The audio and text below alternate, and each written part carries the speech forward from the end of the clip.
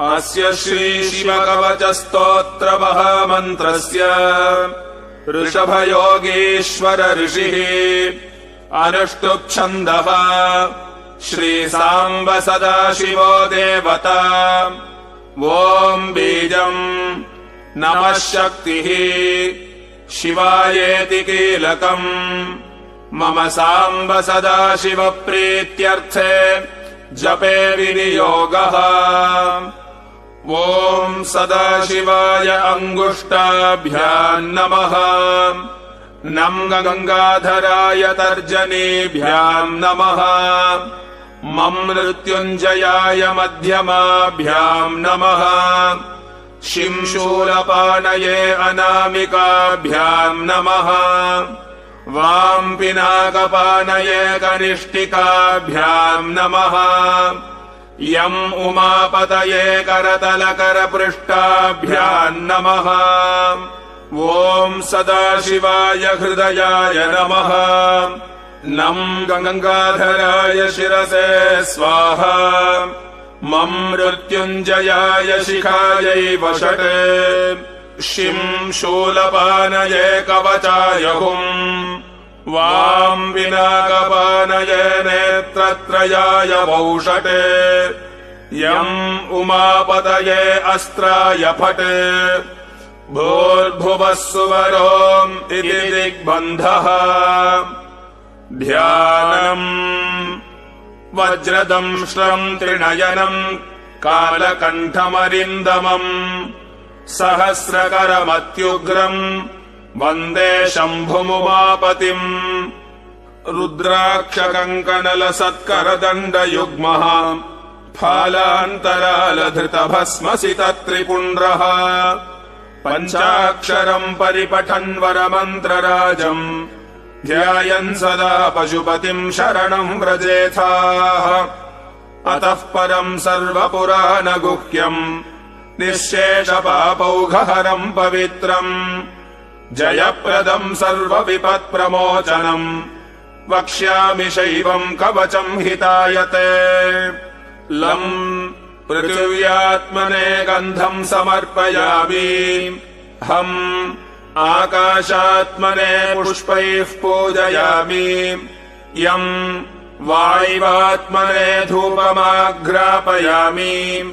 रम् अग्न्यात्मने दीपम् दर्शयामि। वम् अमृतात्मने अमृतम् महानैवेद्यम् निवेदयामि। सम् सर्वात्मने सर्वोपचारपूजाम् समर्पयामि।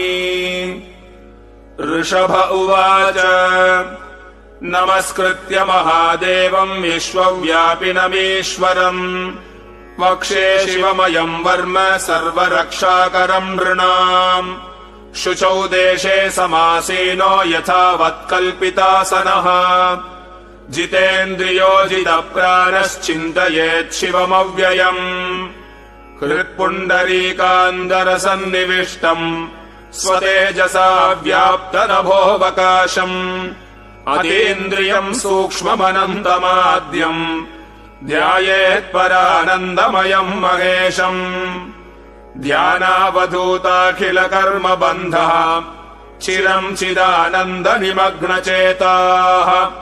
षडक्षरन्याससमाहितात्मा शैवेन कुर्यात् कवचेन रक्षाम्। माम् पातु देवोऽखिलदेवतात्मा संसारकूपे पतितम् गभीरे। तन्नाम दिव्यम् वरमन्त्रमूलम् धुनोतु मे सर्वमघम् हृदिस्थम्। सर्वत्र माम् रक्षतु विश्वमूर्तिः ज्योतिर्मयानन्दघनश्चिदात्मा। अनोरणीयानुरुशक्तिरेकः स ईश्वरः पातु भयादशेषात्। यो भूस्वरूपेण बिभर्ति विश्वम् पायात् स भूमेर्गिरिशोऽष्टमूर्तिः। योपाम् स्वरूपेण नृणाम् करोति सञ्जीवनम् सोऽवतु माम् जलेभ्यः। कल्पावसाने भुवनानि दग्ध्वा सर्वाणि यो नृत्यति भूरिलीलः सकालरुद्रोऽवतु माम् दवाग्नेः वात्यादिभीतेरखिलाशतापात् प्रदीप्तविद्युत्कनकावभासो विद्यावराभीतिकुठारवाणिः चतुर्मुखस्तत्पुरुषस्त्रिनेत्रः प्राच्याम् स्थितो रक्षतु मामजस्रम् कुठारखेटाङ्कुशपाशशूल कपालमालाग्निकणाम् ददानः चतुर्मुखो नीलरुचिस्त्रिनेत्रः पायादघोरो दिशि दक्षिणस्याम् कुन्देन्दुशङ्खस्फटिकावभासो वेदाक्षमालावरदाभयाङ्कः त्र्यक्षश्चतुर्वक्त्र गुरुप्रभावः सद्योऽधिजातोऽवतु माम् प्रतीच्याम् वराक्षमालाभयटङ्कहस्तः सरोजकिञ्जल्कसमानवर्णः त्रिलोचनश्चारु चतुर्मुखो माम् पायादुदीच्याम् दिशि वामदेवः वेदाभयेष्टाङ्गुशटङ्कपाश कपालडक्काक्षरशूलपाणिः सितद्युतिः पञ्चमुखोऽवतान्माम् ईशानवूर्ध्वम् परमप्रकाशः मूर्धानमव्यान्मम चन्द्रमौळिः फालम् ममाव्यादथ फालनेत्रः नेत्रे ममाव्याद्भगनेत्रहारी नासाम् सदा रक्षतु विश्वनाथः पायाच्छ्रुति मे श्रुतिगीतकीर्तिः कपोलमव्यात् सततम् कपाली वक्त्रम् सदा रक्षतु पञ्चवक्त्रः जिह्वाम् सदा रक्षतु वेदजिह्वः कण्ठम् गिरीशोऽवतु नीलकण्ठः पाणिद्वयम् पातु पिनाकपाणिः दोर्मूलमव्यान्मम धर्मबाहुः वक्षस्थलम् दक्षमखान्तकोऽव्यात् ममोदरम् पातु गिरीन्द्रधन्वा मध्यम् ममाव्यान्मदनान्तकारी हेरम्बतातो मम पातु नाभिम् पायात्कटिम् धूर्जटिरीश्वरो मे स्मरारिरव्यान्मम गुह्यदेशम् पृष्ठम् सदा रक्षतु पार्वतीशः ऊरुद्वयम् पातु कुबेरमित्रः जानुद्वयम् मे जगदीश्वरोऽव्यात् जङ्घायुगम् पुङ्गवकेतुरव्यात् पादौ ममाव्यात् सुरवन्द्यपादः महेश्वरः पातु दिनादियामे माम् मध्ययामेवतु वामदेवः त्रिलोचनः पातु तृतीययामे वृषध्वजः पातु दिनान्त्ययामे पायान्निषादौ शशिशेखरो माम् गङ्गाधरो रक्षतु माम् निशीथे गौरीपतिः पातु निशावसाने मृत्युञ्जयो रक्षतु सर्वकालम्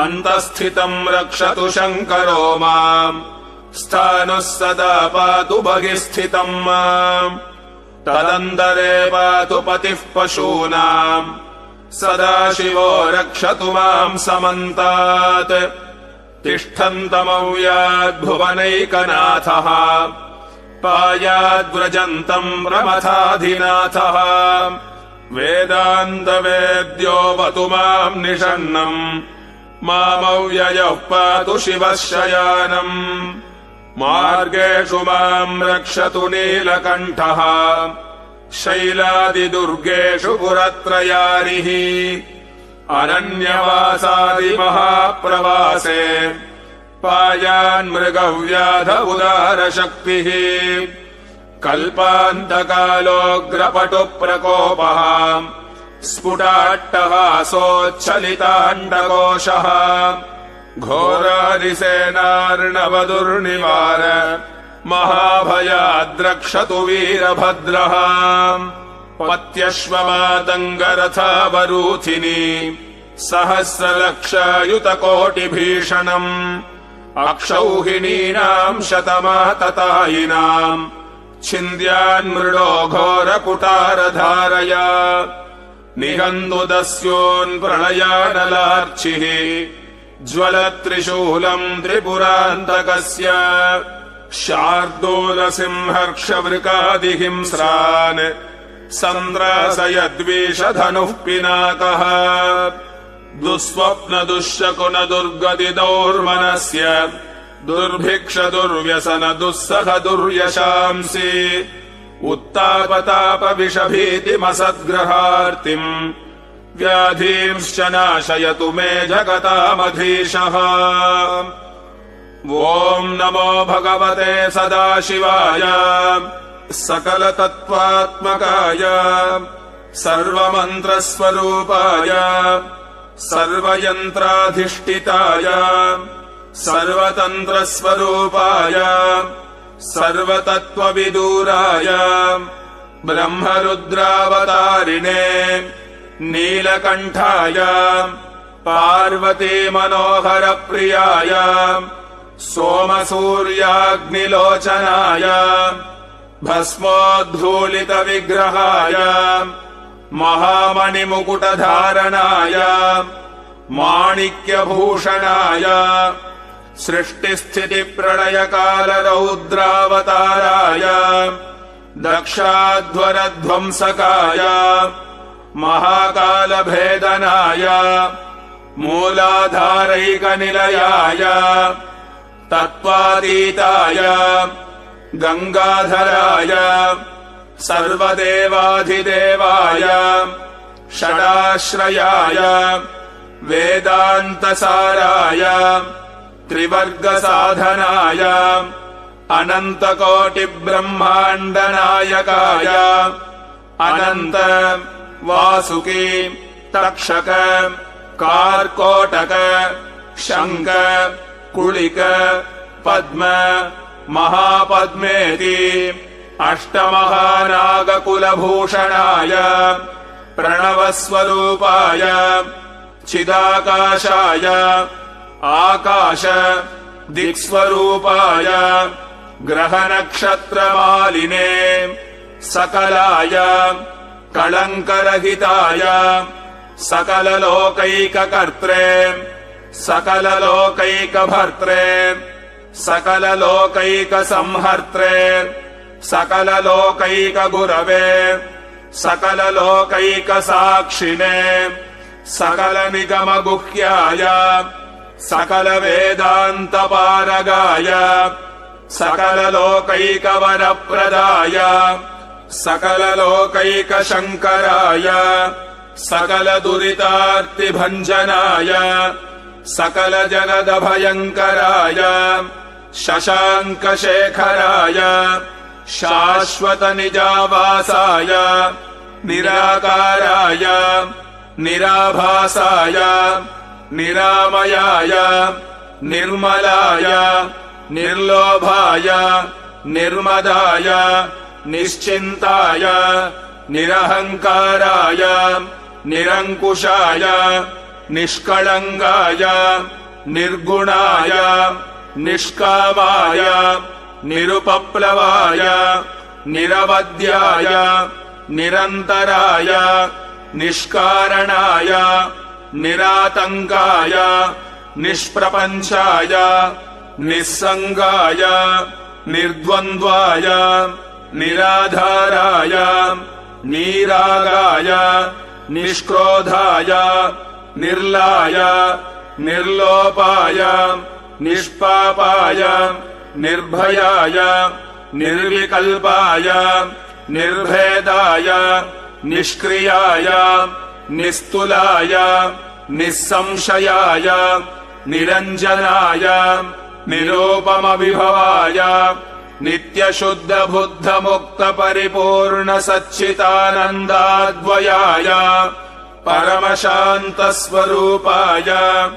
परमशान्तप्रकाशाय तेजोरूपाय तेजोमयाय तेजोधिपतये जय जय रुद्रमहारुद्र महारौद्र भद्रावतार महाभैरव कालभैरव कल्पान्तभैरव कपालमालाधर खड्वाङ्गचर्म खड्गधर पाशाङ्कुश डमरु त्रिशूल चाप बाण गदा शक्ति भिण्डी बाल तोमर मुसल भुशुण्डी मुद्गर पाश परिघशतग्नि चक्राध्यायुध भीषणाकार सहस्रमुख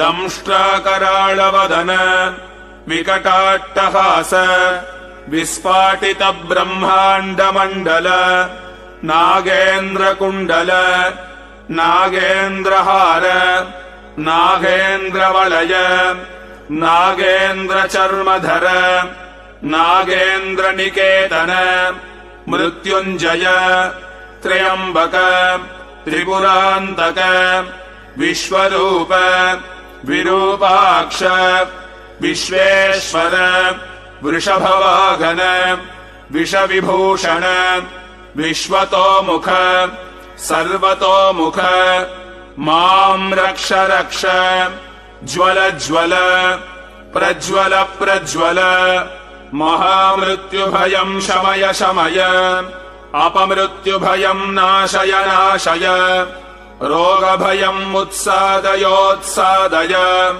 विषसर्पभयं शमय शमय चोरान् मारय मारय मम शत्रून् उच्चाटयोच्चाटय त्रिशूलेन विदारय विदारय कुठारेण भिन्धि भिन्धि खड्गेन छिन्धि छिन्धि खड्वाङ्गेन विबोधय विबोधय मम पापं शोधय शोधय मुसलेन निष्पेषय निष्पेषय बाणैः सन्ताडय सन्ताडय यक्षरक्षांसि भीषय भीषय अशेषभूतान् विद्रावय विद्रावय कूष्माण्डभूतवेतालमारी गणब्रह्मराक्षसगणान् सन्त्रासय सन्त्रासय मम अभयं कुरु कुरु नरकभयान् मामुद्धर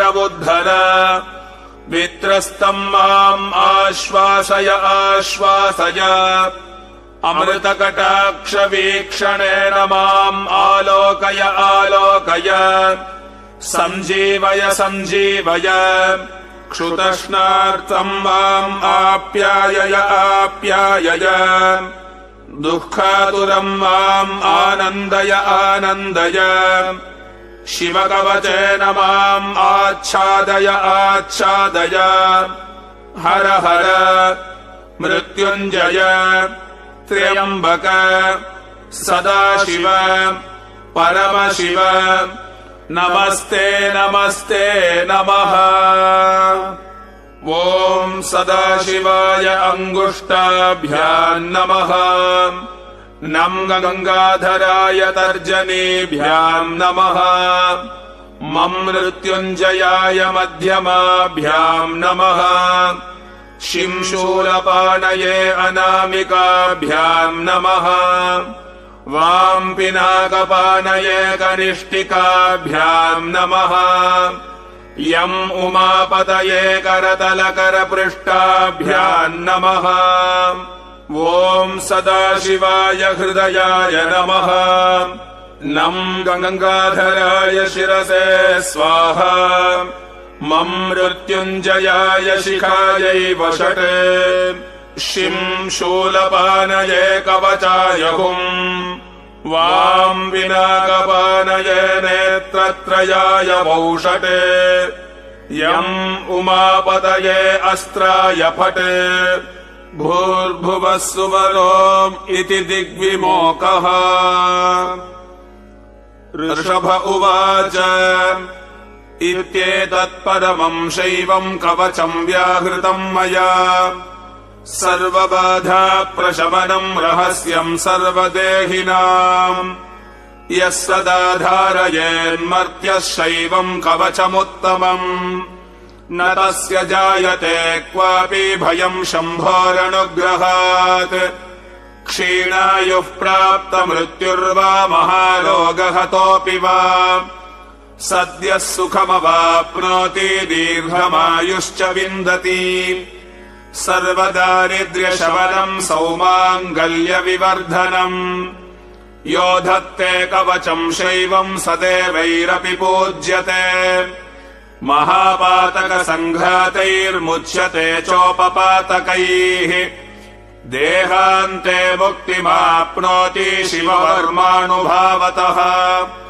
त्वमपि श्रद्धया वत्स्य शैवम् कवचमुत्तमम् धारयस्व मया दत्तम् सद्य श्रेयो ह्यवाप्स्यसि श्रीसूत उवाच इत्युक्त्वा ऋषभो योगी तस्मै पार्थिवसूनवे ददौ शङ्खम् महारावम् खड्गम् वारिनिषूदनम् पुनश्च भस्म सम्मन्त्र्य तदङ्गम् परितो स्पृशत् गजानाम् 600 द्विगुणस्य बलम् ददौ भस्म प्रभावात् सम्प्राप्त बलैश्वर्यधृतिस्मृतिः स राजपुत्रः शुशुभे शरदर्क इव श्रिया तमाह प्राञ्जलिम् भूयः स योगी नृपनन्दनम् एष खड्गो मया दत्तस्तपो मन्त्रानुभावतः सितधारमिमम् खड्गम् यस्मै दर्शयसि स्फुटम्